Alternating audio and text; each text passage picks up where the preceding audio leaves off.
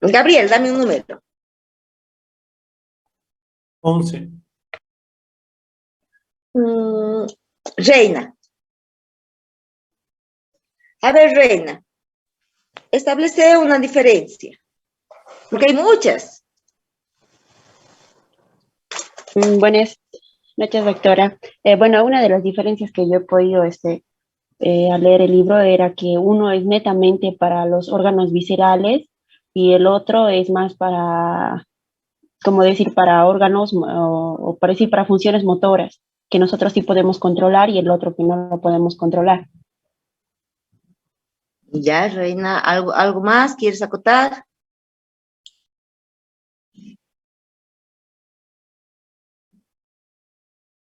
Esa sería una de las diferencias que yo había notado, doctora. Ya, a ver, Reina, está bien lo que tú has dicho. Te lo voy a traducir para que tú me digas más o menos cómo, o sea, la idea la tienes, pero está bien lo que has dicho, pero vamos a especificar. Lo que Reina trata de decir que en el somático es voluntario, el autónomo es involuntario. Las funciones son involuntarias, ¿sí? Y, o sea, ella ha hecho dos diferencias. El uno es voluntario, el otro es involuntario. O sea, en el sistema somático interviene lo que es la corteza cerebral, en el involuntario también va a intervenir, pero está más regido por partes segmentarias tipo hipotálamo, que es el centro, pero igual tiene sus, está también, recibe órdenes del cerebro, no crean, ¿no? Ahí es donde, a través del hipotálamo, es que los dos, periférico y lo que es somático y lo que es autónomo, como que se juntan para recibir órdenes siempre del sistema nervioso central, que es el que rige todo, ¿verdad? Esa es una parte que dijo Reina. Y la otra parte que ha dicho Reina, y que también estaba bien, pero a ver, la voy a especificar un poquito más, es de que el sistema somático más nos conecta con lo que es el exterior, a través de los sentidos, por ejemplo, tacto, visión, audición, olfato y de todo lo, ¿sí? Recogemos la información del medio externo, básicamente, ¿sí? En cambio, con el autónomo rige más las funciones, por eso que son involuntarias, que nosotros no tenemos control, salvo en algunas excepciones, ¿ya? Porque no todo es, no, en la medicina no todo es 100% involuntario, 100% voluntario, ¿ya? Pero en su mayoría, salvo excepciones, es involuntario, ¿sí? El autónomo es involuntario y recibe las sensaciones, pero del interior, del nuestro interior, de vísceras, podríamos decir, de las vísceras, de las glándulas, todo lo que rige, y vean que prácticamente mantienen en condiciones estables el medio interno, ¿sí? Las sensaciones, la información, y vean que también cuando hablamos, ¿se acuerdan? Cuando hablábamos de dolor visceral, ¿sí? Ese dolor visceral que no sabíamos especificar, que se hace cronifica, que no es básicamente precisable, dónde exactamente es el dolor. Me duele el abdomen, me duele la panza, pero no podríamos determinar si es por el páncreas, por el hígado, por el intestino. En verdad que no, esas sensaciones, esas sí, el sistema autónomo tiene mucho que ver, ¿sí? Con esos. O sea, vean que también hay receptores, generalmente los receptores que nosotros vamos a ver, o los receptores y las sensaciones que emergen, que salen del interior de nuestro organismo, vienen hasta también por mecanorreceptores, así tenemos lo del dolor, y básicamente químicos. Por eso es básico para el control homeostático, porque ahí vamos a controlar lo que es el azúcar, o sea, por eso químicos, ¿sí? La presión arterial, por los vasoreceptores, presión arterial, osmolaridad y todo lo demás, eso son las sensaciones que las va a captar el sistema nervioso autónomo. ¿Se entiende hasta aquí? Sí, doctora. Ya, así que Reina sí, lo ha dicho. Yo solo lo he particularizado. Cuando decimos voluntario e involuntario, por ejemplo, en cuanto cuando han visto autónomo y han visto reflejos, es verdad, hay el reflejo de la micción, el de la eyaculación, ¿qué otros reflejos más puedan haber? Que hayan visto. También hay reflejos. El autónomo también se maneja por reflejos. Pero, por ejemplo, en la defecación, ¿sí? Pero a ver, cuando hay el reflejo para miccionar, en cierta forma, ¿sí? Y no estamos en un baño, estamos en clases y que tenemos ganas de ir a orinar, ¿interviene la conciencia o no? Me tengo que aguantar a ver si me aguanto y controlamos en cierta forma, pero es un reflejo. El reflejo se da, pero no se ejecuta a no ser que nosotros pongamos voluntad en eso. Por lo menos por un tiempo podemos detener, ¿verdad? Entonces, esas son las excepciones de lo que es ni tan voluntario, ¿no? O ni tan involuntario. Esas son las excepciones. Después todo lo demás es involuntario. Y no regido por la corteza, ¿no? Corteza cerebral. Otra diferencia. A ver, Reina, ahora dame un número. Doctora, yo quisiera decir una diferencia. A ver, José, carga. A ver, espere, enciendo mi cámara. Sería de que el sistema motor es meramente excitador y el autónomo es excitador e inhibidor, pero el sistema motor no puede ser inhibidor. Sí, una gran diferencia, pero explica cómo, ¿me entiendes? Como excitador, el sistema somático es excitador y el autónomo es excitador e inhibidor, o al revés. A ver, ¿cómo es eso? El somático es meramente excitador y el autónomo es excitador e inhibidor. Sí, correcto. ¿Quién quiere ahondar más sobre esto? O Matías, ¿quiere seguir? ¿A qué se refiere solamente excitador y a qué se refiere excitador e inhibidor?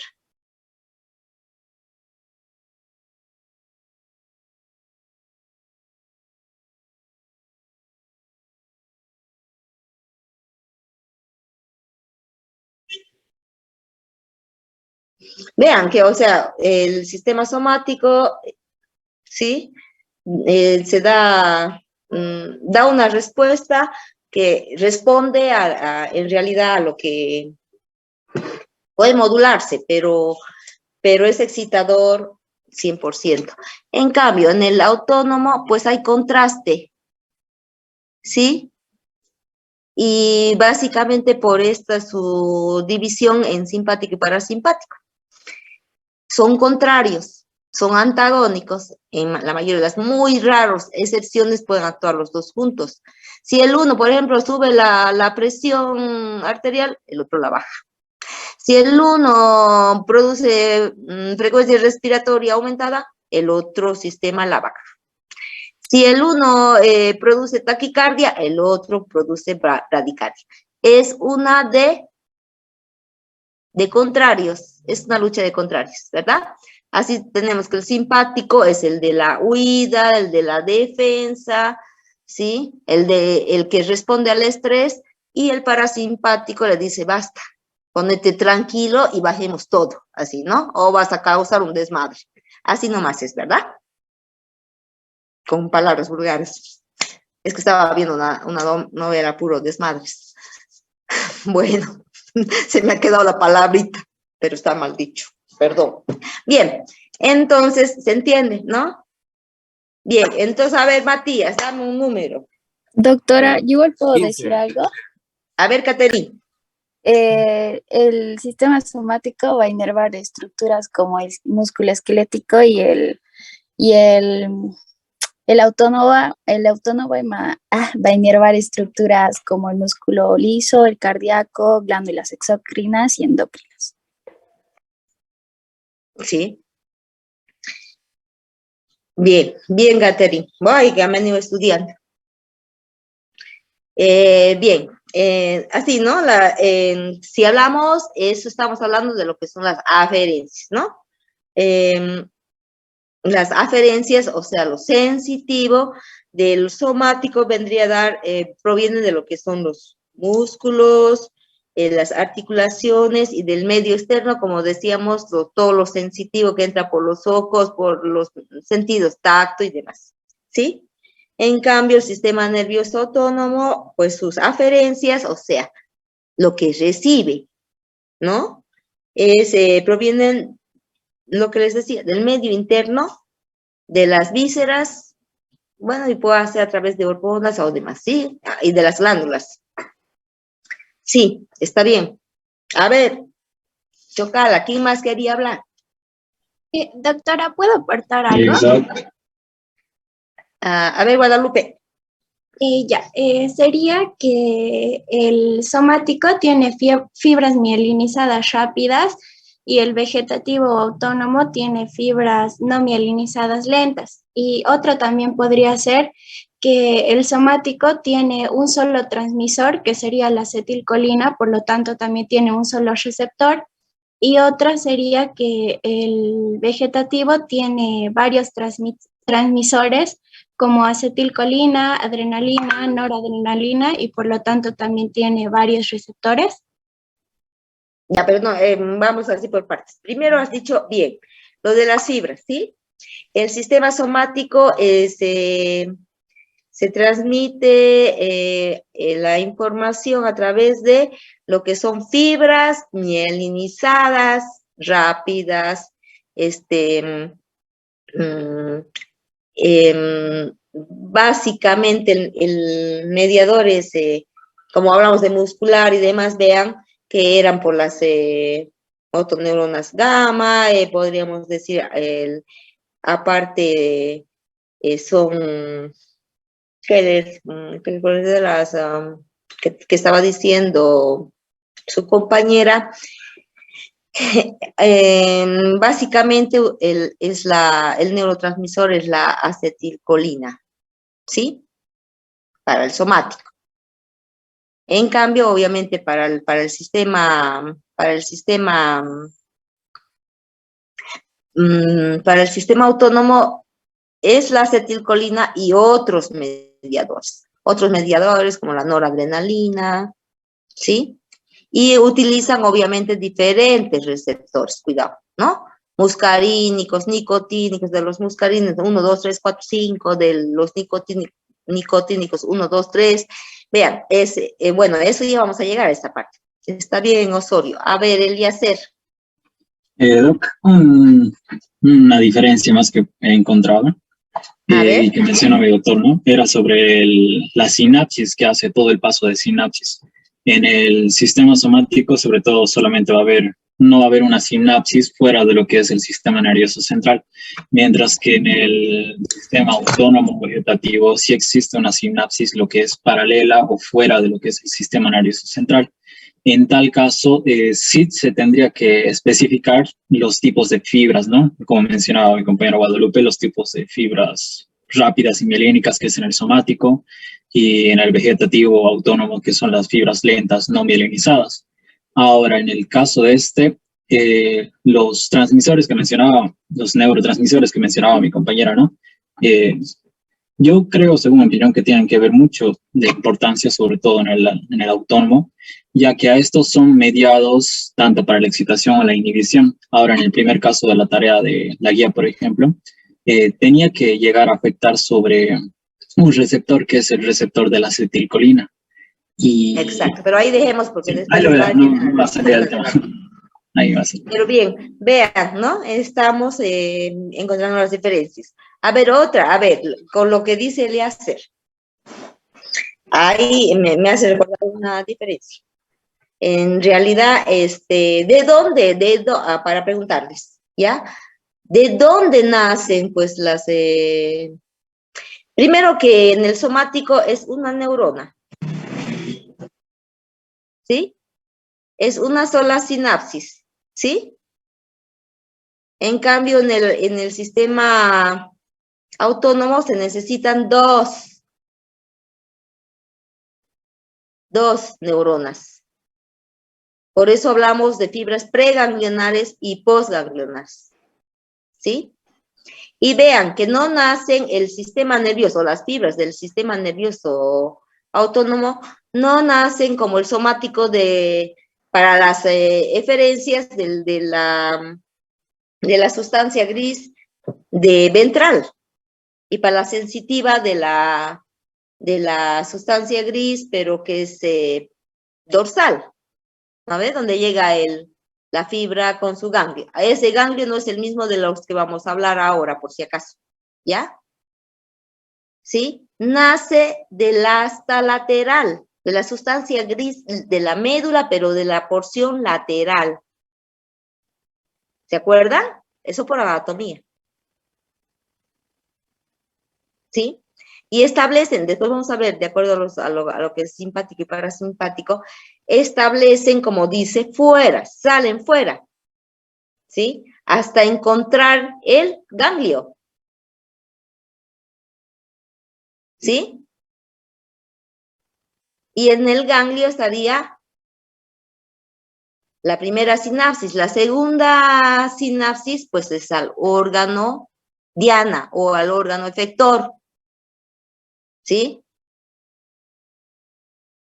Hacia la glándula, hacia la víscera, hacia el músculo liso, porque vean que el autónomo tiene potestad sobre músculo liso, sobre vasculatura, sobre músculo cardíaco, no como el otro que era esquelético, articulaciones, ¿sí? Vean entonces, hay nomás muchas diferencias. Eso tienen que recordar, y también tienen que recordar que cuando no es el ganglio sensitivo que teníamos del sistema nervioso central, ¿no? El sensitivo que llegaba a las astas posteriores, no es ese ganglio, son otros ganglios y forman cadenas principalmente en el sistema simpático. Pero bueno, ya vamos a ir a eso. A ver, otra diferencia. A ver, Eliezer, ¿no? Dame un número, Eliezer. Antes de que pase al siguiente número, quería complementarle que justamente esta cadena que mencionaba se encuentra en relación, es lo que forma parte de los nervios raquídeos a lo que nace y se conectan estos ganglios, ¿no? Y el número no sé, 15. 31 nervios raquídeos y 12 pares craneales. Sí. Bueno, a ver, pero ya hemos dicho la diferencia, que no es el mismo ganglio, que no nace de la misma parte, sino del asta lateral, ¿sí? De la sustancia gris de la médula. Sí, o sea, más tirado al simpático es la que forma la cadena, y aparte se forman plexos. Y aparte aquí es muy importante la que son las fibras blancas. Ustedes saben eso por anatomía, las fibras blancas comunicantes, porque inclusive pueden salir y volver hacia la misma médula para llevar información, ¿sí? Van y vuelven, por eso se llaman comunicantes, ¿sí? Bien, pero eso está más para el simpático. Bueno, a ver, ¿qué otras más? El número 15. Ya, a ver, 15. El número 15 vendría a ser Cristian Navia. Me estaba olvidando que el sistema autónomo tiene 3 componentes, que es el simpático, el parasimpático y el entérico. ¿Sí? Son 3. pero tanto simpático como lo que es parasimpático, íntima relación con el entérico. Así que no es separado total el entérico, ¿sí? Luego vamos a ver, por ejemplo, que la motilidad está dada por los plexos mientéricos, Auerbach y Meitner, pero qué importancia tiene parasimpático, simpático para el funcionamiento en realidad. Ese peristaltismo es para algo, pero complementa el otro sistema en cuanto a secreción de glándulas y todo lo demás. Aumentar el movimiento, porque ya hemos dicho, tienen poder sobre todo lo que es músculo liso, también el cardíaco, el glandular, el visceral, ¿sí? Ya. A ver, Cristian Navia, hazme, a ver, alguna, bueno, ya que estamos entrando a lo que es simpático, no me acuerdo de otras diferencias. Veamos, por ejemplo, diferencias ahora entre lo que es simpático y lo que es parasimpático.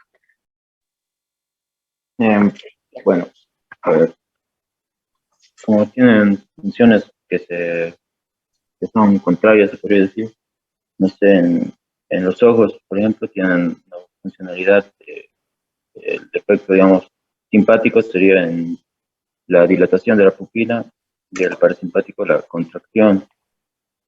A ver, ¿qué más? La sudoración abundante que está en la guía es más sobre la estimulación simpática y la sudoración de la palma de las manos que es parasimpático. Luego, a ver, así hay un montón de funciones que son contrarias. Ya, estamos bien. Entonces, Cristian dice que son antagónicos, ¿no? Si el uno produce estimulación, el otro inhibición, ¿sí? En algunos otros casos, el parasimpático va a ser el excitador, el simpático va a ser el inhibidor. Pero generalmente el simpático siempre es más que todo excitador, porque precisamente por el tipo de sustancias que maneja, como la adrenalina, la noradrenalina. Por eso el simpático es de lucha. Bien, Nadia, un número. ¿Puedo completar? Doctora, ¿puedo completar, por favor? A ver, Fabián, ¿ya? Ya, bueno, como decía mi compañero, el sistema nervioso autónomo simpático tiene un poco más de relación con lo que es la estimulación y el parasimpático está relacionado con lo que es el descanso. Entre otras diferencias que se podrían notar, puede ser que bueno, la respuesta es difusa en cuanto a lo que es el sistema nervioso simpático y localizado en el parasimpático, asimismo adrenérgico en el simpático y colinérgico en el parasimpático. Catabólico en el simpático y anabólico en el parasimpático. ¿Sí? ¿Está bien? Bien, Fabiana. ¿Quién más quería hablar? Y doctora, ¿será que podría complementar yo también? Melissa. Melanie, doctora. Melanie, ya. Ya como decía, ¿no? El sistema nervioso autónomo se va a dividir en lo que es el simpático y el parasimpático. Como decía mi compañera, el simpático va a tener una respuesta difusa, mientras que el parasimpático una localizada.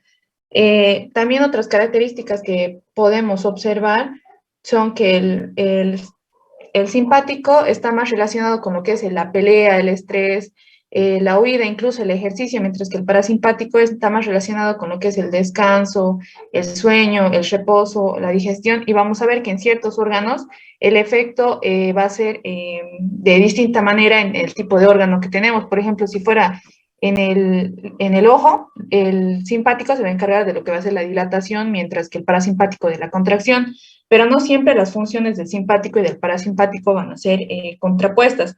Más bien es que se van a complementar y en ciertas ocasiones el parasimpático puede servir, digamos, puede hacer una respuesta que no sea contraria a la del simpático. Eso es lo que habíamos dicho. No, traten de no repetir, pero, ¿sí? Doctora, ¿puedo complementar? Caterine ya habló. A ver, alguien que no haya, por ahí estaba hablando, levantando la mano, Blades. Sí, doctora, pero justo ya es como volver a repetir lo mismo. Quizás decir sobre el sistema simpático que no es como lo demás que inhibe y aumenta, sino que el simpático en la presión arterial es el que aumenta la presión y el parasimpático la disminuye. Ya, Quiere decir que pero es hay opuesto muchas otras más diferencias en cuanto a Doctora, anatómicas, por ejemplo. Por ejemplo, doctor, Doc- en el sistema digestivo podría ser que el sistema simpático va a evitar lo que son los movimientos peristálticos de los intestinos. En cambio, el parasimpático se va a ocupar de lo que es la actividad digestiva y que comience todo lo que es el proceso del sistema digestivo. Ya, bien, esas son las acciones. Pero a ver, anatómicas, yendo Eh, un poquito por orden. A ver, doctora, doctora, a en el ver, yo les sistema voy Doctora, a ir. simpático, A ver, Catherine. en el sistema simpático sería que la neurona preganglionar va a liberar la acetilcolina y la neurona postganglionar la noradrenalina, y en el parasimpático las neuronas van a liberar solo acetilcolina también. Ya, en referencia a eso, yo puedo decirles que todas las preganglionares son acetilcolina y y los receptores son nicotínicos, o sea, son rápidos, ¿no? Canales iónicos que permiten la apertura, o sea, el paso de ¿qué? Del sodio o potasio. Y las postganglionares más bien son muscarínicos y ahí hay diferencia. El simpático sigue siendo acetilcolina y el parasimpático sigue siendo acetilcolina, pero con receptores muscarínicos, y lo que es el simpático, adrenalina, noradrenalina, ¿sí? Y sus receptores son alfa 1, alfa 2, alfa 3, beta 1, beta 2, beta 3, bueno, ustedes saben, cada receptor específico para determinadas acciones, sean respiratorias, digestivas y demás. Ya, ahí va otra diferencia. Doctora, ¿puedo decir otra diferencia? A ver, Patricio. Bueno, más dedicado a lo que es anatómicamente, podríamos decir que el simpático va a nacer en los segmentos medios desde las vértebras T1 a la L2, y que el parasimpático va a nacer en el encéfalo y la región sacra. Claro, de ahí deberíamos haber partido. Bien. Y es el que forma las cadenas, precisamente.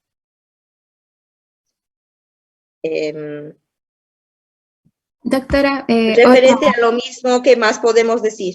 De lo que es la idea de Patricio. bueno, también podemos decir de que los tractos, bueno, las fibras postganglionares del sistema nervioso simpático son largas y las del sistema parasimpático son cortas. Esto debido a que la segunda neurona del simpático se encuentra en la cadena simpática en esos ganglios, y en cambio la segunda neurona del parasimpático se encuentra en la pared de los órganos. La segunda neurona. Sí, claro. O sea, en el simpático, la primera neurona viene a estar dando por esos ganglios que forman las cadenas ganglionares paravertebrales, ¿verdad? Vean que el simpático es desde T1 hasta L2. Hasta L2. Ya. Torácica 1, ¿no? O dorsal 1. Torácica 1 hasta lumbar 2. Ya, pues, fíjense, ahí hay una diferencia, ¿sí? En cambio, el parasimpático Es a través de los nervios de los pares craneales, doctora. y sacras. Sí, y sacras. Si decimos Sacra 1, sacras, 2, están encargados de lo que son vejiga, para la micción, el parasimpático a nivel sacro, micción, es reflejos miccionales, defecación, colon, desde la última porción del colon, va a estar inervando más o menos, formando los plexos, pero que se encargan de lo que es los órganos sexuales, por esa división, ¿sí? Y por eso el parasimpático, ¿cómo también se llama? Sistema parasimpático, ¿o qué? Tiene dos nombres más le podemos poner. Tora columbar, doctora. No. El simpático se llama toracolumbar o adrenérgico. Entonces, el parasimpático, ¿cómo será? Cráneo sacro. Y colinérgico. Sistema colinérgico. Vean, acordándose nomás los nombres, ustedes ya pueden decirme todo. A ver, Mamani, ¿quién era? ¿Quién más respondió? María Doctora Celeste. Miranda. También es anotado. Miranda. Doctora, yo puedo acotar algo, También está. Chocala. También doctora. está. No, de los últimos. ¿Es John? Sí. A ver. Doctora, John, Doctora, yo puedo acotar algo. a ver, con calma. Si no, voy a obviar. De los últimos. Mamani. Sí, doctora. ¿Quién más? Sí. ¿Quién me ha contestado? Tora columbar. María Celeste también, creo que no la anoté. Voy a ver. María Celeste, también, bien. ¿Quién más? Alguien que me ha dicho de cómo se llamaban. Yo, doctora, le dije que era tora columbar, pero estaba mal. Bueno, pero bueno, tienes más oportunidades. Hay mucho para hablar de esto. Tenemos 1 hora y media. A ver, ¿y quién te corrigió? ¿Layana? Usted, doctora. A ver, Rafael. ¿Blades? Gracias, doctora. Es que levanto la mano y no me da la palabra y no me gusta interrumpir hablando. Quería hablar sobre las cadenas que se forman debido a que los simpáticos están distanciados de los órganos diana, entonces por eso se forma la cadena vertebral. En cambio, los parasimpáticos, como están cerca o en los mismos órganos diana, no forman ninguna cadena. Eso es lo que yo quería acotar. Ya, pero a ver, ¿quién me contesta? Doctora. A ver, Leonardo, a ver, ¿quién me contesta esta pregunta? Es verdad, ¿no? Los ganglios en el parasimpático básicamente están, ¿dónde?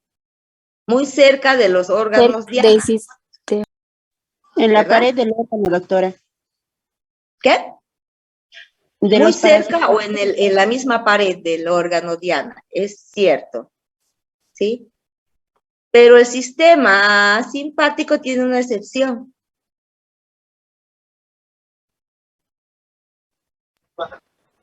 Doctora, la excepción sería sobre la médula suprarrenal. Excelente, Reina. A ver.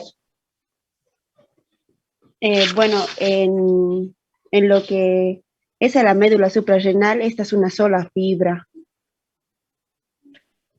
Claro, el ganglio está en la corteza, en la médula suprarrenal. Y la estimula y forma lo que es la noradrenalina. Y esta noradrenalina, la que se va a formar, va a reajustar o va a ayudar a lo que es ya como hormona, ¿sí?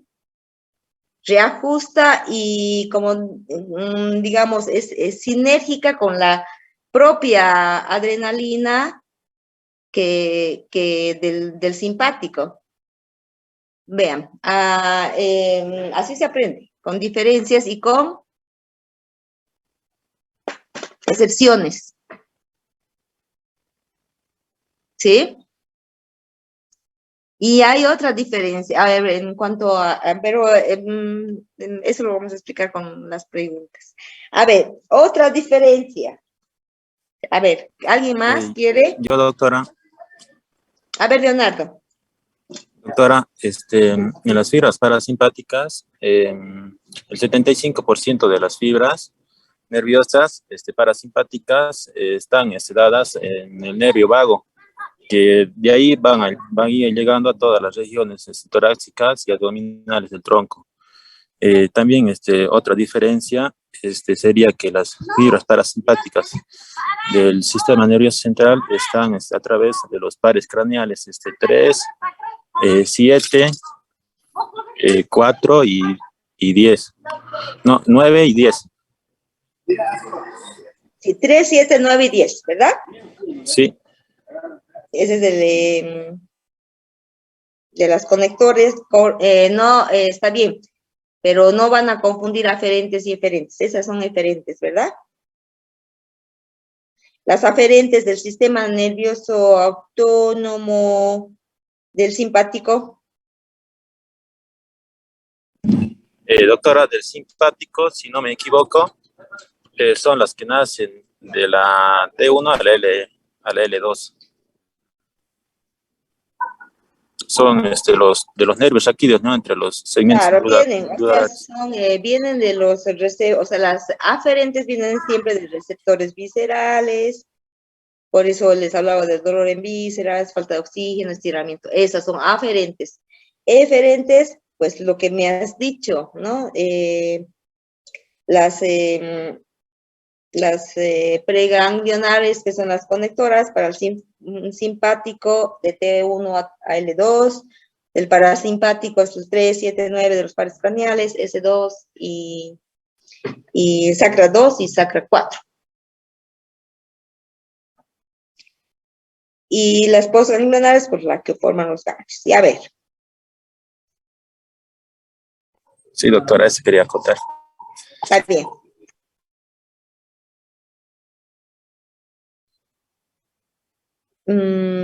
A ver, otra diferencia. Bueno, esas son las básicas, ¿no? Las más grandes. Después ya vamos a ir viendo en los sistemas y demás cómo. Por eso es tan importante que sepamos este tema. ¿Sí? Es muy importante. Es el pantallazo. ¿Sí? Bueno, a ver, ¿qué más podríamos decir? Bueno, hemos hablado de lo que son los receptores.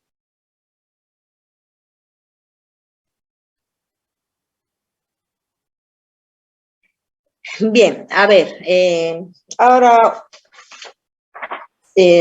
vamos por número para que todos puedan aprovechar igual 2, 3 preguntas, valen, ¿no?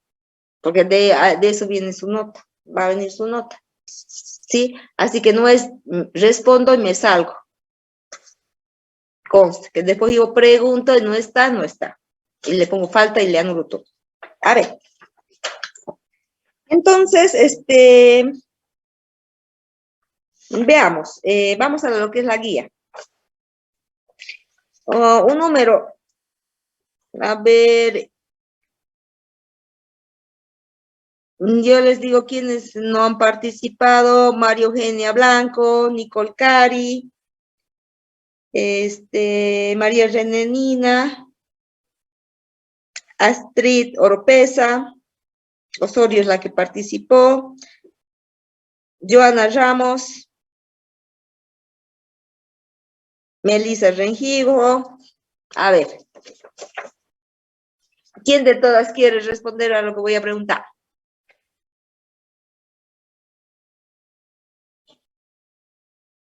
María Blanco. Sí, doctora. Buenas noches. Sería la primera pregunta, ¿no? Sí. Dice Ya. analiza. Tú léelo. Ya.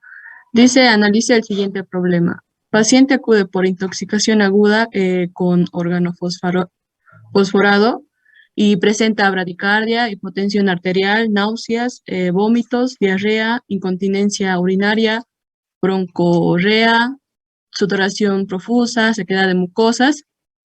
Y dice, luego de medidas generales que incluye un lavado gástrico, es internado y como tratamiento se indica la atropina, que se administra en forma constante hasta lograr los síntomas de atropinización. Yo lo que he puesto es que la toxicidad aguda por órgano fosforado lo que va a hacer es que va a inhibir a la enzima acetilcolinesterasa, que es quien la destruye al neurotransmisor acetilcolina. Entonces, lo que va a hacer es que va a generar o se va a acumular la acetilcolina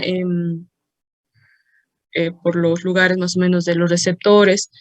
Y eso es lo que va a hacer va a haber una estimulación colinérgica y por eso se producen esos síntomas. Y luego, o sea, el tratamiento que sería la atropina, por lo que pude entender es que al poner esto, digamos, se va a bloquear a la acetilcolina a que se siga o a que se siga estimulando, digamos, y va a conducir o va a bloquear el sistema nervioso parasimpático, y por eso es que dicen que se va a dejar de poner este tratamiento hasta que presente los síntomas de atropinización, justamente porque bloquea, y eso también presenta síntomas. Bien, ¿quién Doctora, más ha puesto como ¿puedo, María? doctora, O puedo alguien complementar? diferente, Gabriel. Bueno, yo he puesto en primer lugar que se puede ver que sería una intoxicación aguda, ¿no? En el cual se presenta signos y síntomas denominados síndrome colinérgico. Ahora, en cuanto a la administración de atropina, podemos decir que este es un fármaco, como dijo mi compañera, que bloquea la acción de la acetilcolina sobre los órganos efectores colinérgicos. Estos se pueden decir que son de tipo muscarínico, los cuales se lo conoce como un medicamento antimuscarínico, y este lograría inhibir el receptor, pero también se puede decir que esto no influye a los receptores colinérgicos de tipo nicotínico.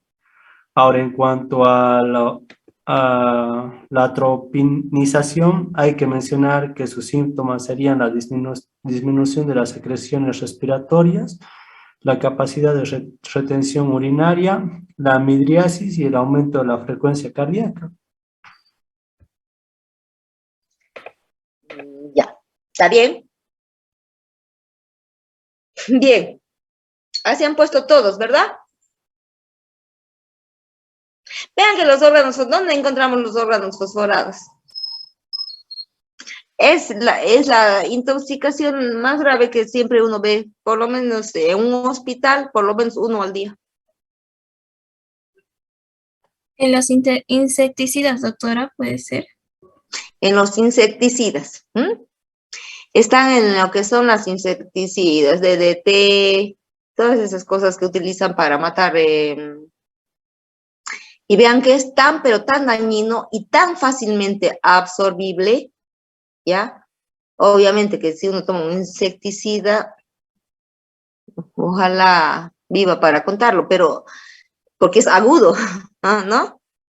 Pero también hay accidentes, ¿sí? Porque estos venenos son tan fácil absorber, se absorben por la piel, a la vez que uno los trata de eliminar por la piel y se vuelven a reabsorber. Es terrible. Yo, a ver, que me hayan marcado dos casos.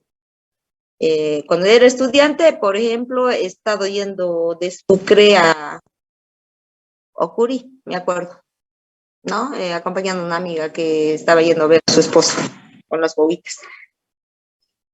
Terrible, ¿sí? Había un señor, o sea, el señor que era campesino les quiso sacar los piojos a las guaguitas, y la esposa, o sea, la esposa, mientras el esposo se había ido, y les puso el insecticida para matar los piojos. No lo han tomado. Una convulsionaba, los demás estaban muertos. La mamá y los 4 hijitos estaban muertos, y había una chiquita que convulsionaba, que yo pienso que no ha llegado al hospital. El papá pedía ayuda a gritos en el camino. Vean ese accidente terrible. Y otra vez que he visto ahí, cuando trabajaba en la clínica T, que trabajó mucho tiempo, más de 20 años ahí, un señor que tenía ataxia, lo tenían que... ¿Y qué pasó? Él era un trabajador del agro y tenía la mochila con el insecticida y mal tapada, y a medida que iba haciendo, no, que iba regando, ¿no?, sus plantas con el insecticida, le caía el insecticida a la espalda y se iba absorbiendo. Obviamente ha llegado al hospital, pero mire todas las secuelas nerviosas que tenía. Era una pena el hombre. O sea, eso ya era secuela que yo había visto de lo que le pasó. Sí, cuando uno hace la anamnesis, te cuentan, yo no pensaba, pero por eso un paciente siempre que viene con intoxicación con órgano es una emergencia, Se pone la atropina hasta que hay midriasis, hasta que la frecuencia ya uno ve que ya no la puede controlar, entonces ahí comienza a disminuir. Pero mientras tanto, atropina, eso se llama atropinización. Vean, ¿no? Son terribles. Siempre son intoxicaciones agudas, ¿sí? La mayoría de los casos fatales porque llegan tarde, ¿sí? Y también otra de las medidas es te baño, ¿no? Porque van eliminando por la piel, pero lo vuelven a absorber. Así se absorbe, fácilmente absorbible por la piel. ¿Sí? No solo, bueno, hay también los que se toman, aunque los que toman esos ya creo que no llegan. ¿Sí? Están muy lejos. Bueno.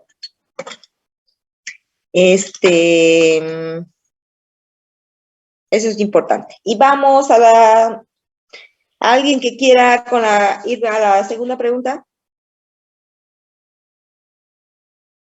De los que no han participado. Nicole.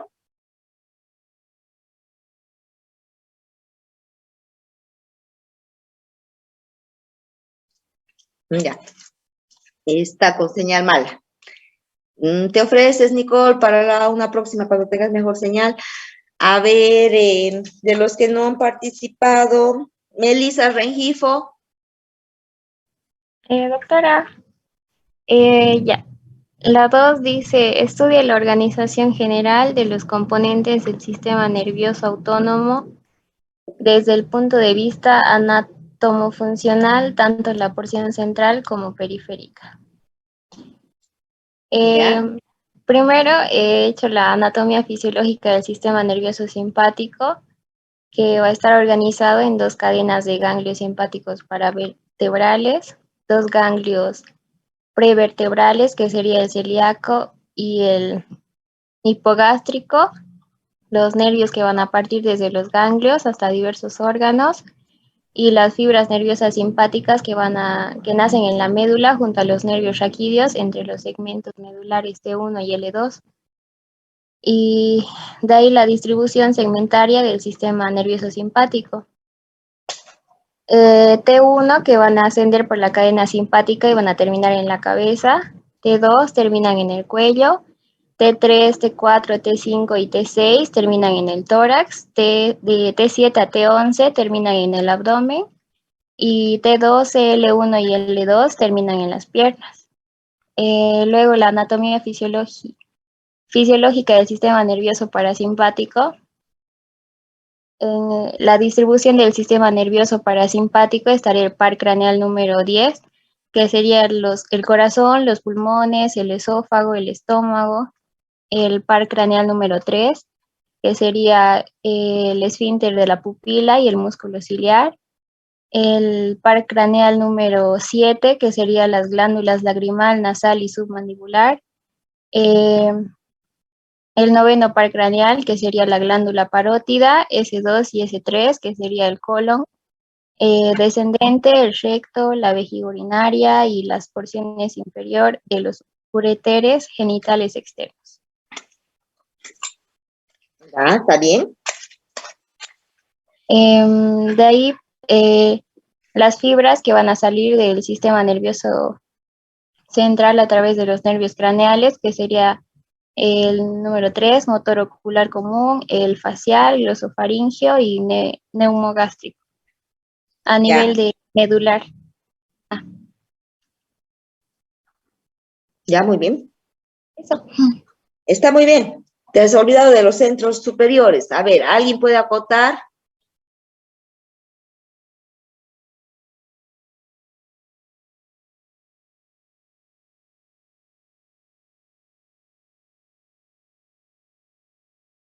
Todo lo que ha dicho su compañero es perfecto. Pero, a ver, pero los centros superiores, los que están ¿cuáles serán los que están en el mielencéfalo, en el mesencéfalo, en el diencéfalo, en el telencéfalo? Doctora, ¿sería la médula espinal, el tronco del encéfalo y el hipotálamo? Sí, básicamente, ¿no? En el mielencéfalo podríamos encontrar el centro vasomotor, en el suelo del cuarto ventrículo. En el mesencéfalo estaría la sustancia gris del acueducto central o el de Silvio. En el diencéfalo, el máximo, que es el hipotálamo posterior, pero hipotálamo posterior. En el telencéfalo estaría el cuerpo estriado, el núcleo accumbens, que usted sabe mejor. Sí, bueno, ustedes ya saben cómo se van, o sea, un poco más, difícil de encontrar los centros es en el parasimpático, ¿no verdad? Porque tiene los nervios craneales y tiene los sacros. Y bueno, si hablamos de la neurona preganglionar, por ejemplo, en el tronco encefálico, podríamos hablar del óculo motor, que es el núcleo de Edinburgh-Westphal, que es el que hemos visto en cuanto a acomodación de cristalino, ¿se acuerdan? El facial, pero en su núcleo salival superior, el glosofaringio en su núcleo salival inferior, el vago, como ha dicho su compañera, ¿no? El vago, que es el núcleo dorsal del vago. Y, bueno, si hablamos de los sacros, si no me equivoco, no recuerdo muy bien, pero creo que son los espláncnicos. Los nervios espláncnicos pélvicos.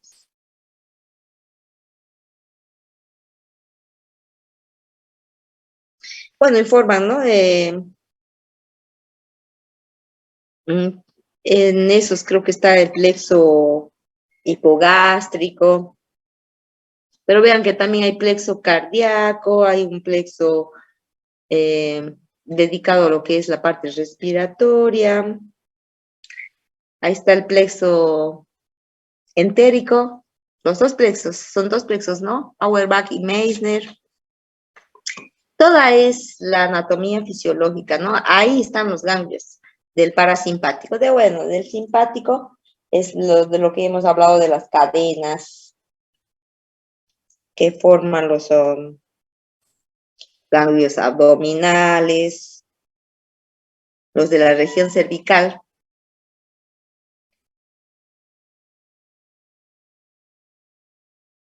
Y los paravértebras en general. Ahí está incluido lo que es la glándula suprarrenal también. ¿Sí? Ya. Está bien. ¿Están de acuerdo con esa respuesta? Le tocó la peor parte, ¿no? Pero lo he hecho bien. ¿Quién me habló? ¿Dayana? ¿Quién era la que participó? Melissa Rengifo. A Melissa. Así ya te anoté. Bien, a ver qué nos dice Álvaro con la siguiente pregunta.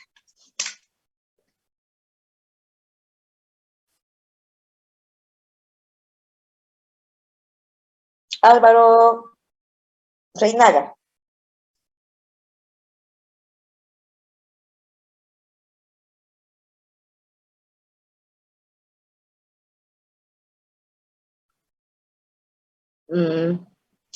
¿Álvaro está?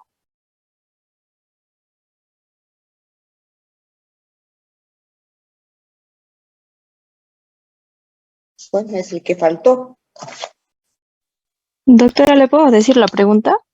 Sí, está bien, Inés. Ya. El órgano fosforado actúa inactivando la enzima acetilcolinesterasa y seleccione los síntomas que presenta el paciente que pueden deberse a la acción de un fármaco parasimpático mimético. Bueno, de tal manera, los colinérgicos de acción directa e indirecta producen exacerbación de los efectos del parasimpático, y de los cuales los más importantes en los oculares sería la miosis, que se va a dar por la constricción pupilar. También se va a presentar un dolor ocular, la visión borrosa, miopía inducida, el espasmo ciliar, opacidad de cristalino y desprendimiento de retina, como también cambios en los campos visuales. Ya. ¿Se acuerda que hemos hablado de los parasimpático-miméticos, los parasimpaticolíticos? ¿A qué se refiere?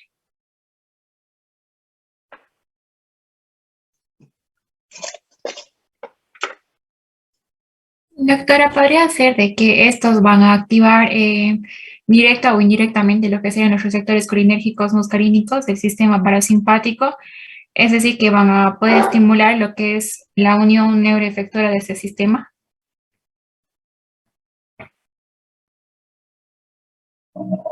Ya, sí. Doctora, ¿puedo yo dar la pregunta número 4? Esperemos, sigamos con esta. Sigamos con esta. Doctora, ¿puedo complementar lo de la pregunta 3? ¿De qué más vamos a encontrar, por ejemplo? ¿Ya? Ya, bueno, yo encontré, por ejemplo, de que en este caso va a haber un aumento de la actividad cerebral, tanto así que vamos a tener un insomnio y una ataxia. También vamos a encontrar en los cuadros psicóticos y alucinaciones, si es que las dosis son muy altas. También hay lo que son las contracciones intensas musculares y también los síntomas que mencionaba que tenía el paciente, como ser bradicardia, también por una vasodilatación, por lo que esto va a provocar que haya una hipotensión arterial. También encontramos lo que es diarrea, la broncorrea, también lo que es la incontinencia urinaria y que se va a reducir también, como dijo la compañera, la presión intraocular y va a causar lo que es la miosis y el aumento de la sudoración. Ya. Sí, básicamente, ¿no? La respuesta era, como decían, que produce estos efectos de parasimpático. En realidad, si se inactiva la enzima acetilcolinesterasa, los síntomas van a ser por la acción colinérgica, ¿verdad? Entonces, colinérgica del parasimpático, está exacerbado. Y bueno, activan precisamente los receptores de tipo muscarínico, postganglionar, ¿verdad? A nivel de los órganos muscarínicos. Entonces, ¿qué tendríamos? Básicamente la bradicardia, la miosis, las náuseas, la diarrea, la hipotensión, ¿sí?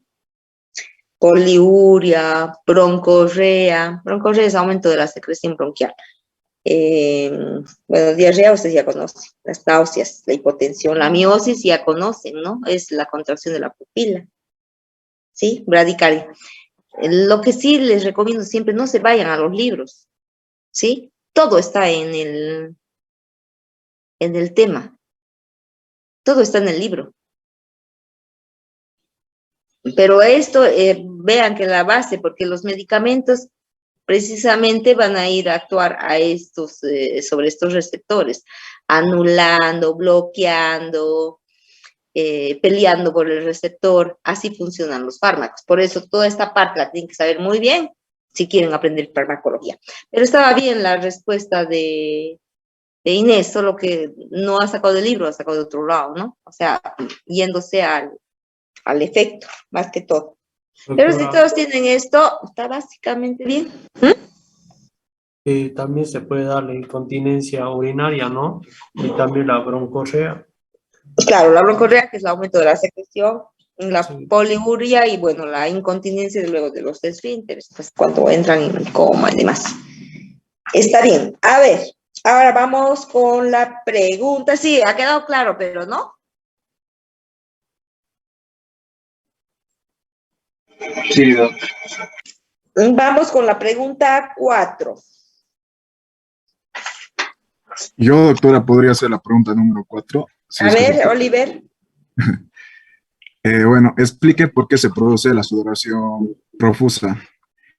El sudor de las glándulas sudoríparas se produce por la actuación de los nervios simpáticos. Las fibras simpáticas que llegan son colinérgicas.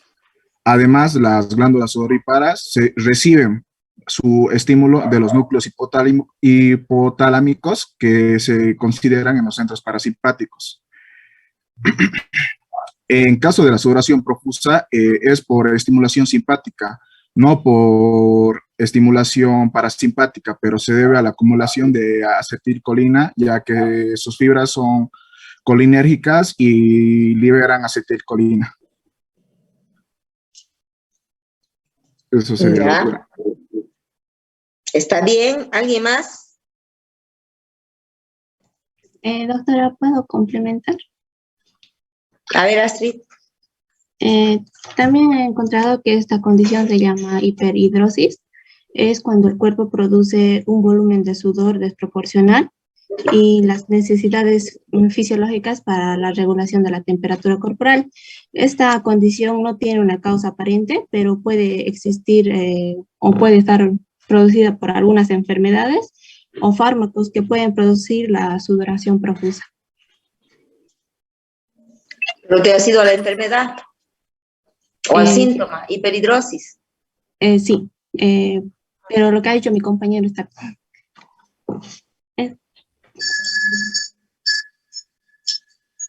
Vean que el hipotálamo también regula la temperatura. Ustedes lo han visto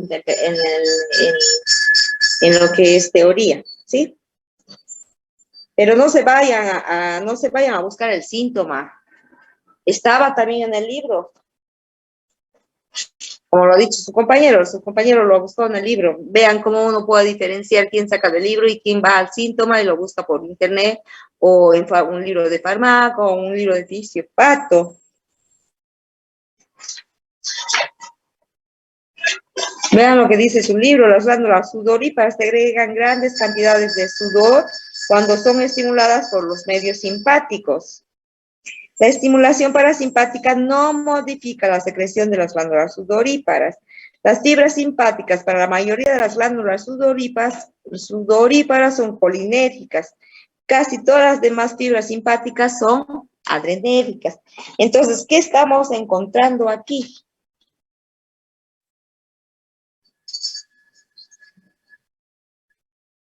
Doctora, ¿serían fibras colinérgicas debido a la cantidad de acetilcolina que hay?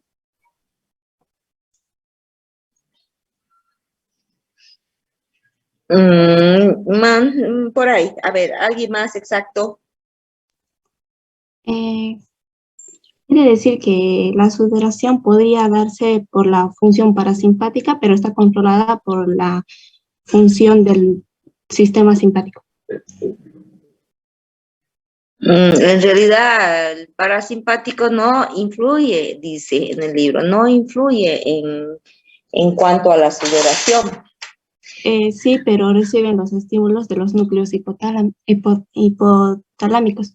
Claro, pero no estamos estudiando la fisiopatología de la hiperhidrosis. Por ejemplo, ya vamos a ver en glándulas, el hipertiroidismo tiene hiperhidrosis. O sea, la hiperhidrosis no es un síntoma, es la sudoración.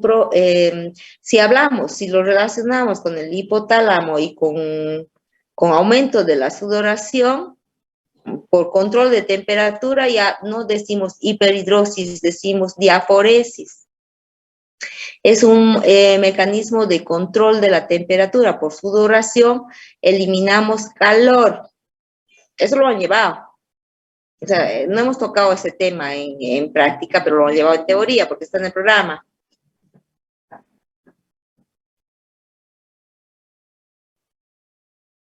Yo quiero que lleguen al punto.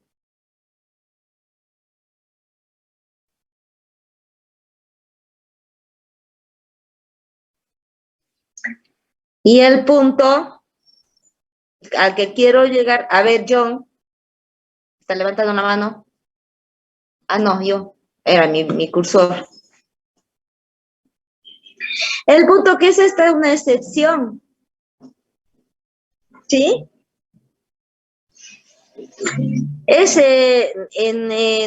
Tanto en lo que es las glándulas sudoríparas, el músculo piloelector y los vasos sanguíneos que van a ir a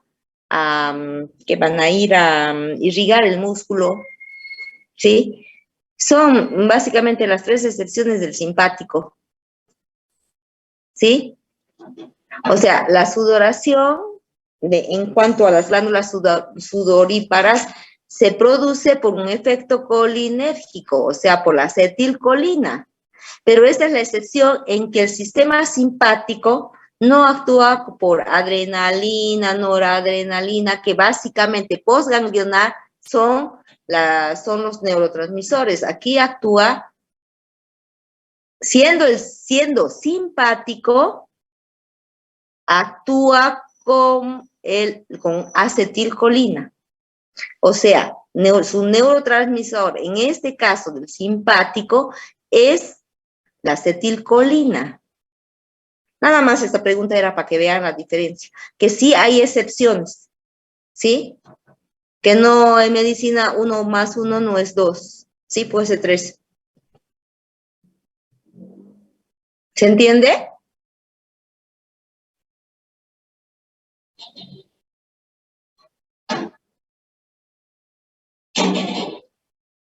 ¿Entiende? Bueno, Eliezer dice que sí. O sea, si van a su libro, van a ver que, como les decía,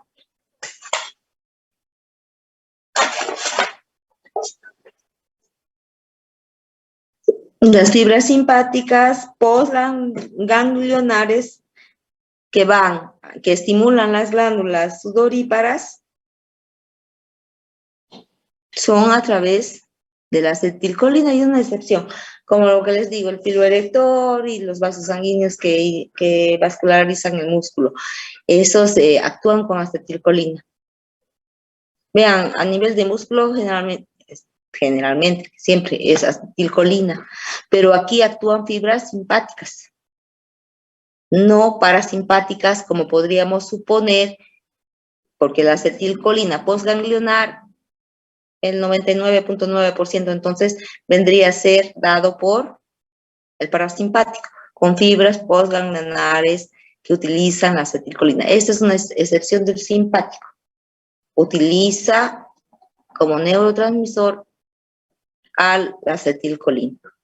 En estos casos, para estimular este tipo de glándulas, y si se estimula este tipo de glándulas, han visto que, digamos,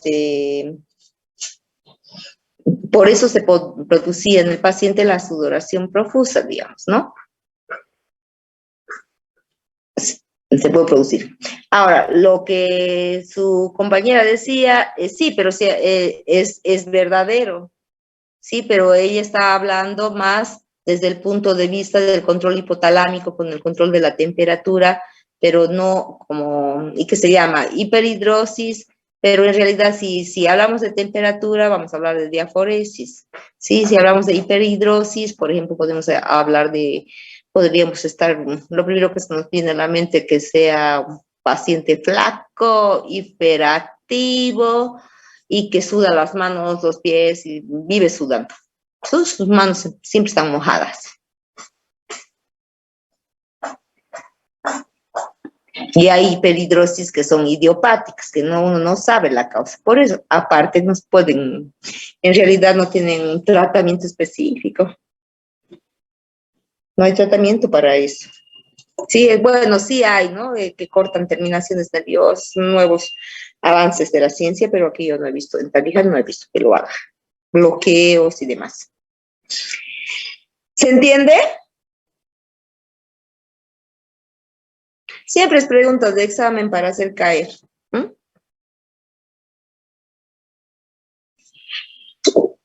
Aquí la utilizamos para que vean una excepción. ¿Sí? Bueno, si nadie pregunta, pasamos a la última pregunta.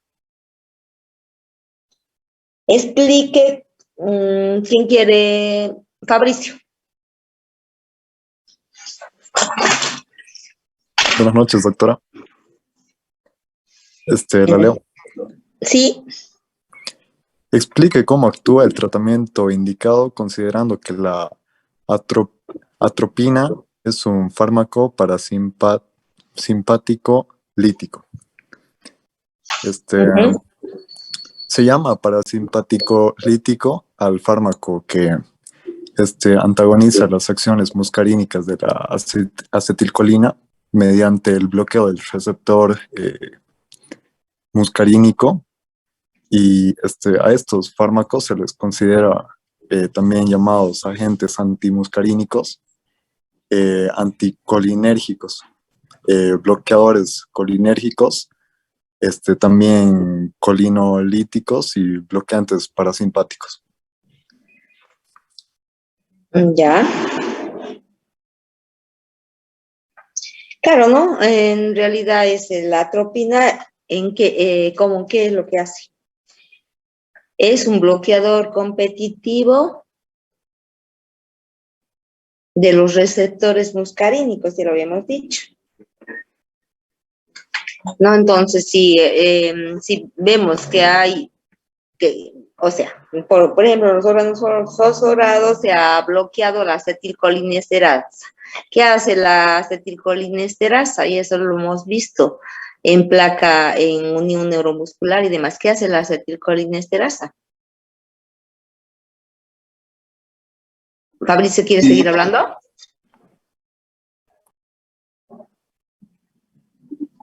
Doctora, es una enzima que o bien elimina o bien recicla a este neurotransmisor en el espacio sináptico. A ver, vuelve a repetir, me perdí. Esta enzima es la que o bien la va a eliminar o bien la va a reutilizar en sus dos porciones. No recuerdo bien el nombre, pero esto ocurre bien en el espacio sináptico. Claro, en el espacio sináptico, la acetilcolinesterasa es la que regula la cantidad de acetilcolina que va a ir a activar a los receptores para la acetilcolina, ¿no? Entonces, la acetilcolinesterasa es el órgano fosforado bloquea la acetilcolinesterasa. O sea, ni se reabsorbe ni se reutiliza. Hay un aumento de acetilcolina y la acetilcolina en grandes cantidades hasta que se terminen los receptores, ¿ya? Estimulan, ¿sí? Son excitadores, excitadores postsinápticos, porque se van a los receptores, ¿verdad? Lo que hace la atropina es, pues, competir con la acetilcolina, ganarle los receptores, en otras palabras, ¿sí? Ocupar los receptores. Por eso es un simpático, un parasimpático mimético, digamos. Es un simpático mimético, o sea, se parece al simpático en su acción, porque ¿qué hace? Al bloquear al competir con lo que es la acetilcolina, ocupar sus receptores, ¿ya? Actúa como si fuera el simpático y causa todo lo contrario. Disminuye todo lo que la acetilcolina estaba haciendo, todos los estragos.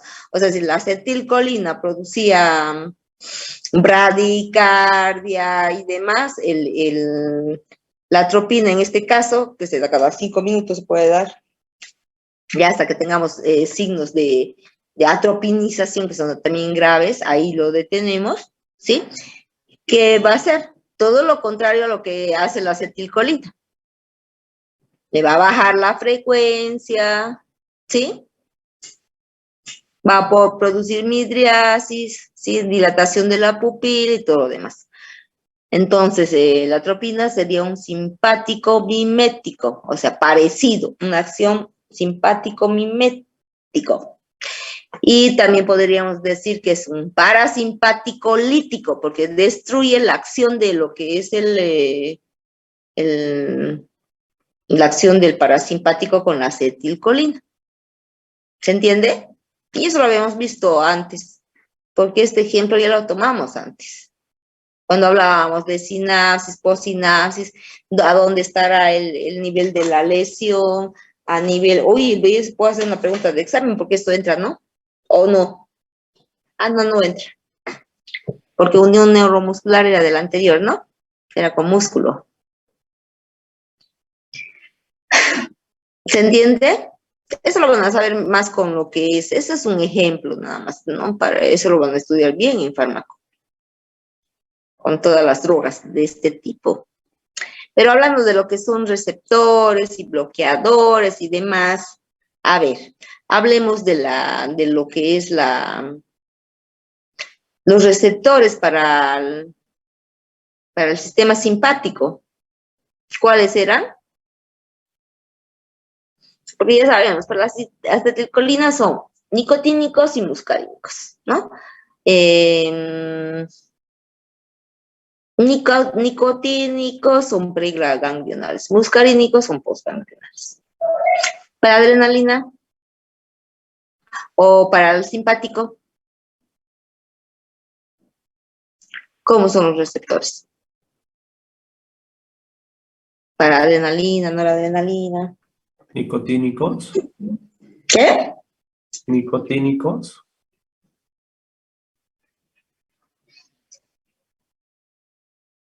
¿No? Doctora, ¿no serían los adrenérgicos? Los adrenérgicos. ¿Y cuáles son los receptores adrenérgicos? Eso también lo hemos visto en receptores. Los alfa y los beta. Alfa 1, alfa 2, beta 1, beta 2 y beta 3. Ya. Y si yo les digo, a ver, el salbutamol es un broncodilatador, ¿a qué nivel va a actuar?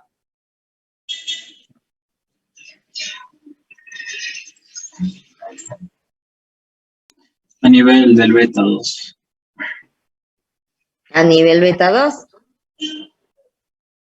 Y si yo les digo, por ejemplo,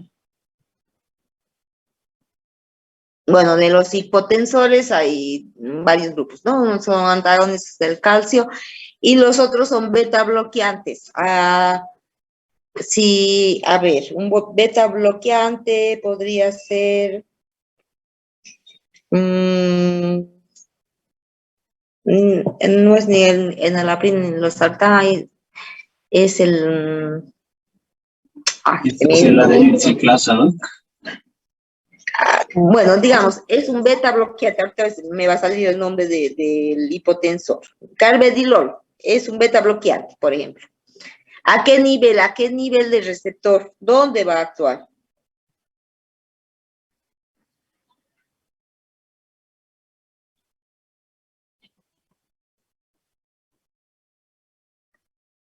Han dicho, el salbutamol es un broncodilatador, se utiliza en el asma.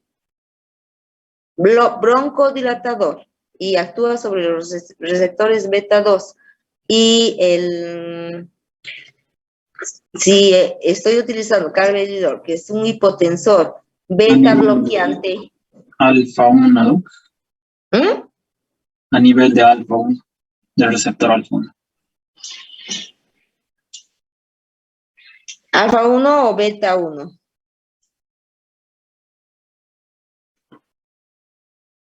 Estoy diciendo beta bloqueante. Beta 1. Bien, eso es farmacología.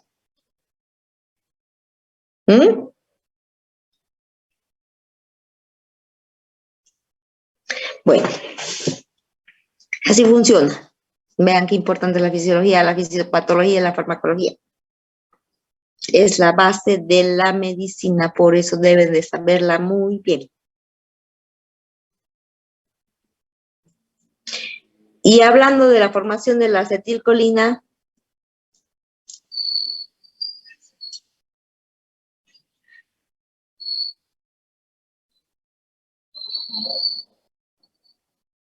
vean que los receptores beta también utilizan proteínas G. Y si proteínas G de la señalización. Entonces, ¿qué tipo de receptores también dentro de los beta 1, beta 2 y beta 3? ¿Qué tipo de receptores utilizan proteínas G?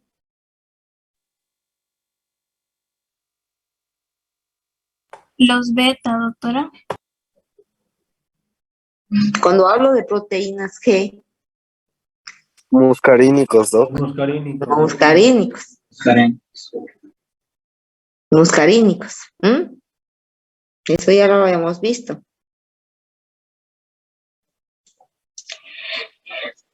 ¿Cómo es la síntesis de la noradrenalina?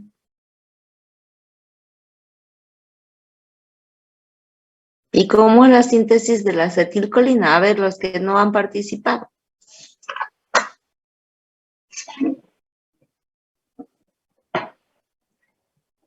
Porque todo eso entra, ¿no?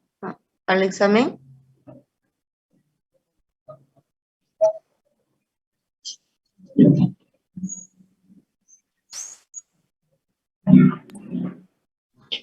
Doctora, para la síntesis de esta se puede decir que es la unión de la acetil-CoA más la colina, ayudado por una enzima que es la acetiltransferasa de colina.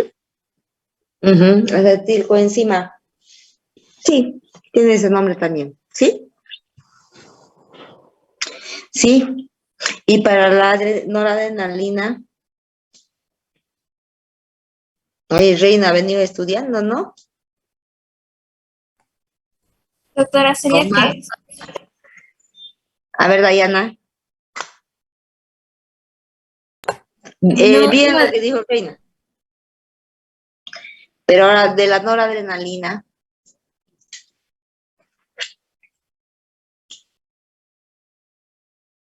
Dayana quería hablar. No, iba a decir, doctora, que estas se sintetizan en la médula suprarrenal cuando estas se estimula. Doc, si mal no estoy, creo que tiene relación con el sistema endocrino, ¿no? Las catecolaminas, en este caso la noradrenalina.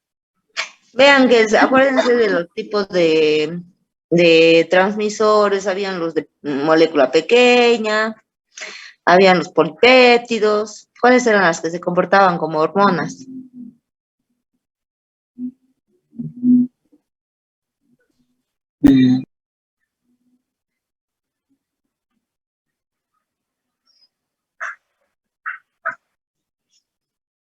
¿Te acuerdas? De molécula pequeña, no son peptídicas.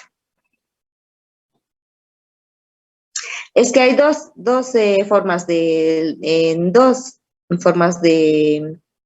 formación de la noradrenalina. En realidad, pues la síntesis es básicamente parecida a partir de lo que es la tirosina, se hidroxila, se forma la dopa se decarboxila y forma la dopamina. Y la dopamina se hidroliza, algo así. La dopamina, sí, nuevamente se hidroxila y se convierte en noradrenalina. Y quienes han visto que la dopamina hasta la sustancia negra la produce. ¿Sí? Eso, todo lo que habíamos dicho, se forma en lo que son las terminaciones nerviosas. Aparte de las terminaciones nerviosas, en el sistema nervioso autónomo tiene como, ¿cómo les podría decir? Las terminaciones, ¿cómo terminan? Como en unas bolsitas, con muchos neurotransmisores. Tienen su nombre especial. ¿Serían las varicosidades, doctora? ¿Qué? ¿María? ¿Varicosidades? ¿Qué? Las varicosidades. Exactas. ¿Y esas varicosidades están llenas de qué? De vesículas de neurotransmisores. Sí, ¿ve? Esa también es una diferencia con el sistema somático. Bien, es así. En la médula, en la médula suprarrenal, es a partir de, o sea, vean que en las terminaciones axónicas comienzan desde tirosina hasta lo que es la noradrenalina, ¿ya? Pero en la médula suprarrenal es por metilación de la noradrenalina se forma lo que es la adrenalina, ¿sí? Pero eso lo han debido ver muy bien en lo que es la teoría. porque son, vaya, son esquemas largos y esos son los que tenemos que entender y saber, porque es la parte fisiológica y medio que farmacológica también. O en bioquímica van a estudiar bien cómo es la composición y cómo se forman. ¿Están llevando todo esto o no? ¿No vamos parejos con sistema nervioso? Bueno, cuando lleven endocrino van a ver en bioquímica también, pero con más detalle hay para llorar. Bien, me parece que esta vez, por lo que ustedes han leído y por lo que han respondido todos bien, menos los que no han participado no están, porque ahorita tenemos 30 participantes. Bueno, han aumentado, no sé cómo. Bien, creo que hemos leído la misma bibliografía o con el doctor.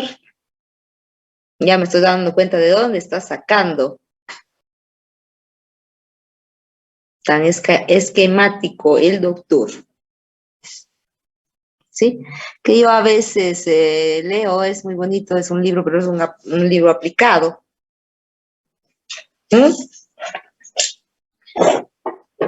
Que todavía no está entre sus libros guías, que se llama Fisiología Humana, Enfoque Integrado. Sí, porque hemos coincidido con toda la forma esquemática de cómo es que, ya ven que tengo memoria visual y auditiva, me acuerdo.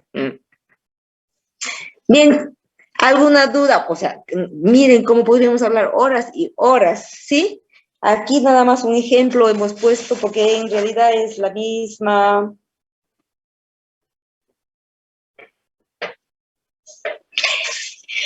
Es la misma, bueno, en base a esta intoxicación por órganos fosforados, pues, hemos podido aplicar, diferenciar y demás, ¿sí? No se olviden siempre de leer el sumario, ¿sí? Y los objetivos de la clase, de las guías, ¿sí? Vean que en el sumario nos decía control nervioso de las funciones viscerales, organización funcional del sistema nervioso autónomo, efectos simpáticos y parasimpáticos sobre diferentes órganos, características generales y clasificación de los reflejos vegetativos, efectos de las alteraciones del simpático y parasimpático sobre las funciones viscerales. Y en base a eso, del libro guía es que uno tiene que preguntar, ¿sí? Vean que a veces no abarcan, son 1, 2, 3 temas en una sola guía, otras veces saltamos puntos. Por ejemplo, el control del hipotálamo sobre la temperatura, eso ustedes lo han visto en teoría, ¿sí? Nosotros no. Olfato y gusto lo han visto en teoría, nosotros no.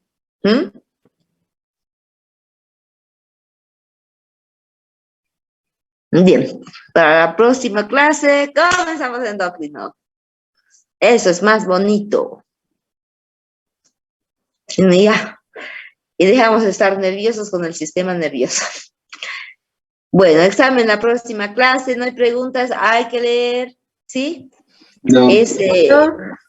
Base para entrar a lo ¿Cómo? Para la próxima clase vamos a avanzar en endocrino. La próxima clase, examen. No queremos hablar sobre ese temita. Por favor, doctor. Viernes, doctor. Yo les digo que no, ¿por qué? Porque, miren qué bonita la clase ahora han venido leyendo, ¿sí?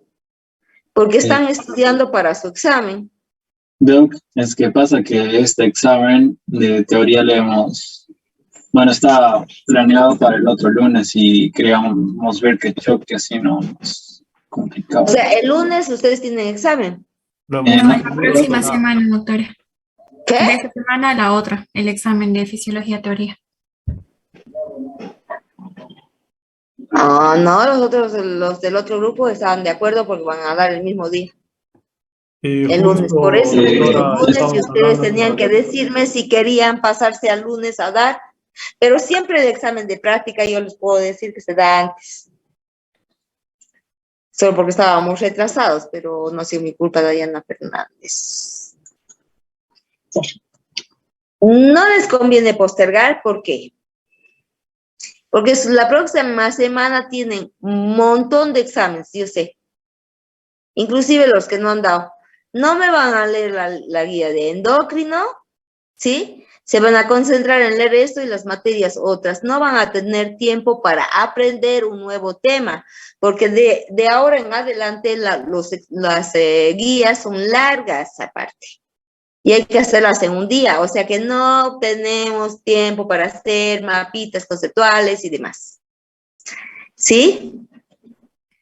Doctora, ¿no habría posibilidad que sea para el día viernes? Porque hay varios que les han movido los exámenes para esta semana que viene, por lo que ha pasado los casos de COVID, han comido a la universidad y tenemos como 3 exámenes el día martes. ¿No habría posibilidad que sea el día viernes?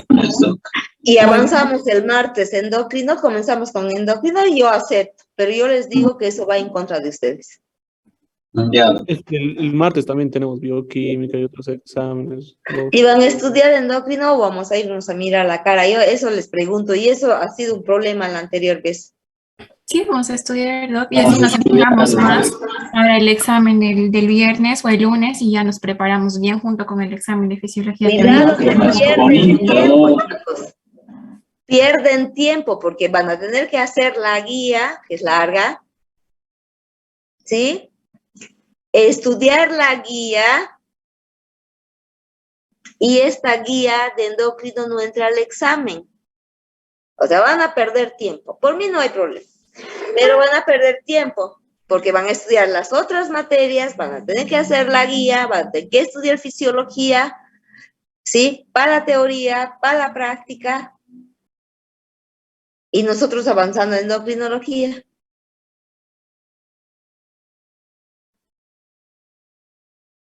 ¿Se dan cuenta?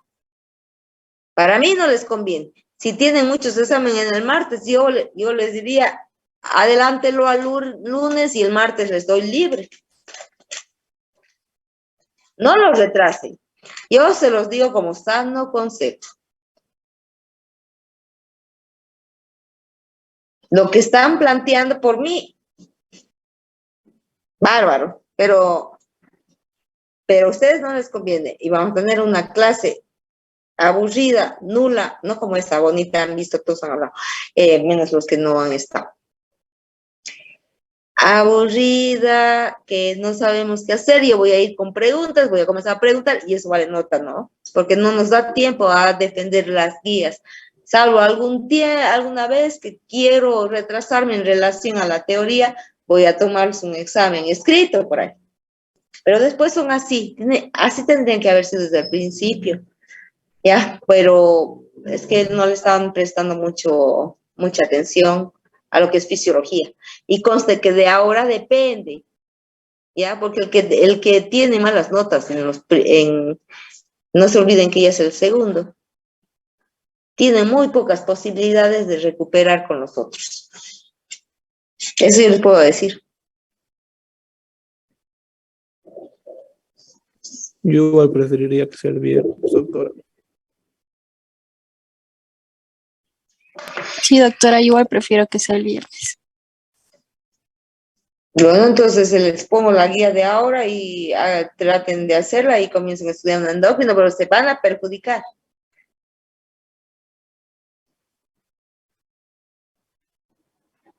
Eso yo les puedo decir. De todas formas, siempre el de práctica se da antes que el de teoría, sino que como no teníamos tiempo, bueno, estudien una sola vez. Igual son los mismos temas. Y van a tener, miren, van a estudiar para el viernes y van a tener que volver, porque ustedes creen que van a poder estudiar 3 días otra vez para el examen teórico. Van a seguir en lo mismo. No se van a librar. No sean cobardes.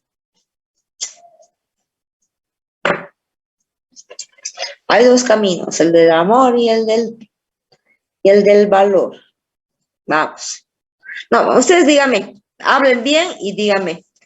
Yo ahorita voy a poner la guía de endocrino por si acaso, ¿sí? Y en vez de hacer las preguntas para este grupo, voy a ir haciendo la guía respondiendo a la guía. Primero la tengo que conseguir. ¿Sí? Piénsenla. Les doy hasta las 12 de la noche. Hasta mañana de la mañana. Ustedes hablen. Vean los pros y los contras. A ver, llamo lista. Ilia presente. Walter. Aparte, no tienen palabra. María Eugenia Blanco. Presente, doctora. Nicole. Presente, doctora. Nicole, no has participado hoy. A ver, María Renenina. Presente, doctora. Tampoco participó. Joana Ramos.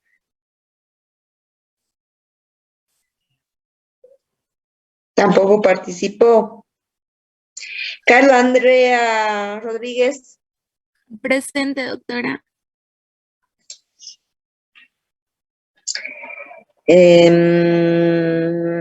Gabriel participó. Isaac Tancara. Doctora, a Tancara se le salió de la reunión porque se le fue la luz. Una licencia, no ha participado. Tarragasi. Tejadasi. Presente, doc. Giovanni Turpo.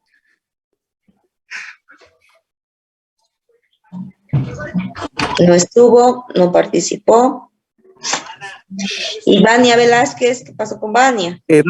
Doc, no da mi micrófono, sí, estoy en clases. Presente, doctora. Vania, ¿qué pasó? ¿Por qué? No has participado. Sí, participé, doctora. ¿Sí? Dije ¿Seguro? la pregunta 3. La pregunta perdón. 3. Cuando Inés había complementado. Ya, sí, sí, es cierto.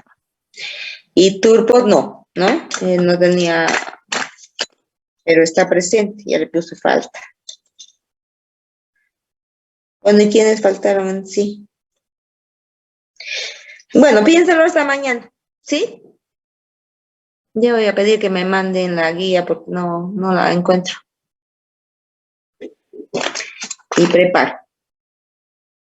Piénselo hasta mañana. De ustedes depende. No, de una sola vez el viernes nomás. Sí, doctora, el El viernes nada más, ¿no? Yo creo que también, por Vamos favor. aquí. Sí, doctora. Apoyo viernes. Bueno, el viernes la guía la subo. Ahorita me pongo en campaña para que me la pasen. Y la preparan para el martes. Comenzamos con lo que es bonito. No, les va a gustar. Bueno, chicos, dudas, doctora. ¿alguien quiere participar? Los que no han podido participar y ahora están con su micrófono. Los que no tienen nota, ¿qué les voy a poner? 0. Doctora, justo eso quería preguntarle, si a mí sí me escuchó, me anotó, por favor. ¿Cómo? Le quería preguntar si a mí sí me escuchó y me anotó la participación. No sé si me escuchó también decir presente, por favor. Estaba mal con la computadora. Sí. Te he Gracias. anotado. Eres el de la manito. Ya. Sí. Doctora, yo tenía la duda. La próxima va a ser con mis papelitos de no voluntarios. Los voluntarios van a ser para acotar. ¿Ya? Así a todos les llega. Hoy voy a hacer un conjunto. Una nota en conjunto. Vamos a ver. Bueno. Doctora, disculpe, a mí me anotó Oliver Romero, disculpe.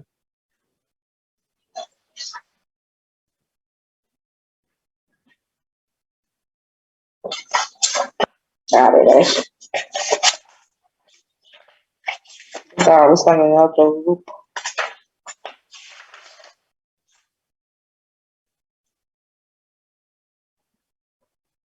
Sí, participó. Hoyos Cruz, doctora.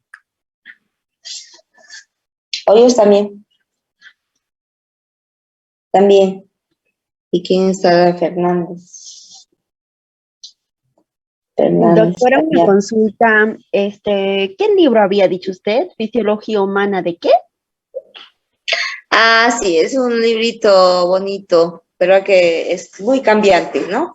Tienen que tener ya está saliendo la 9ª edición.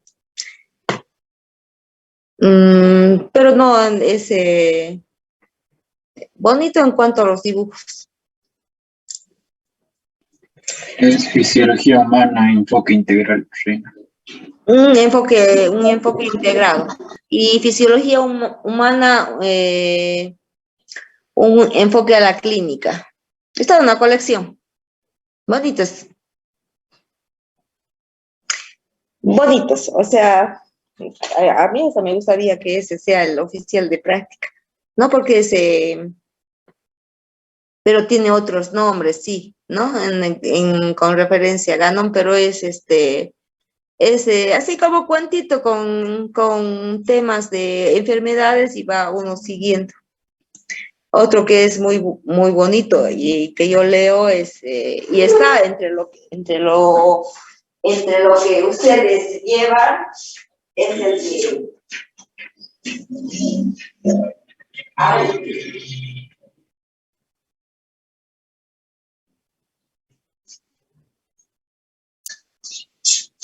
Ya voy a ver. Es el de Fisiología Humana, 3 guerras.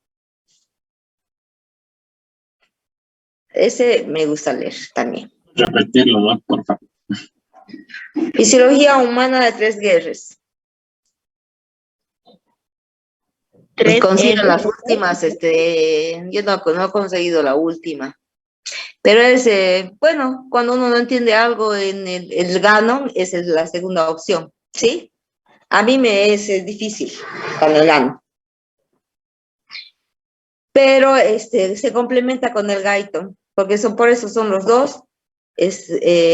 Primero es el Gaiton, el libro oficial, y los libros de consulta, otros libros de consulta, creo que les han dicho, ¿no? En teoría está lo que es el Ganon y el 3 guerras. En tercera opción. Ese de enfoque integrado no está. No está todavía, no lo han puesto. Porque es difícil conseguirlo. Hay que hacérselo traer, pero bueno. Están ya en la 9ª edición, 8ª, 9ª.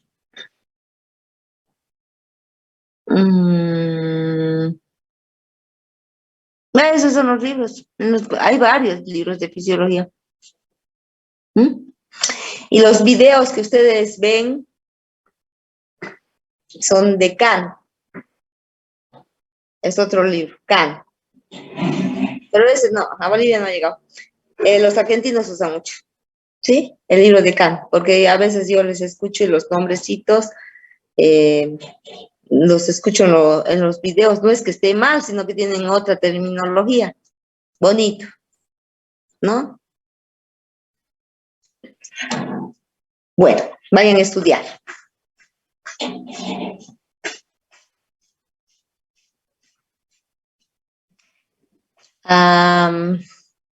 Entonces, el viernes.